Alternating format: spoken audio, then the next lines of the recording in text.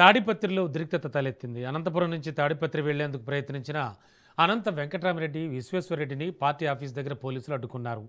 Office గేట్లు తోసుకుని YCP నేతలు, కార్యకర్తలు బయటకొచ్చారు. ఇక వైసీపీ నేతలను పోలీసులు అదుపులోకి తీసుకున్నారు. అయితే పోలీస్ వాహనానికి అడ్డుగా నిలబడి వైసీపీ కార్యకర్తలు ఆందోళనకు దిగారు. పోలీసులకు, వైసీపీ కార్యకర్తలకు మధ్య తోపులాట జరిగింది. అటు తాడిపత్రిలో కూడా హైటెన్షన్ నెలకొంది. రోడ్డుపై ధర్నాకు దిగిన కేతిరెడ్డిని పోలీసులు అదుపులోకి తీసుకున్నారు.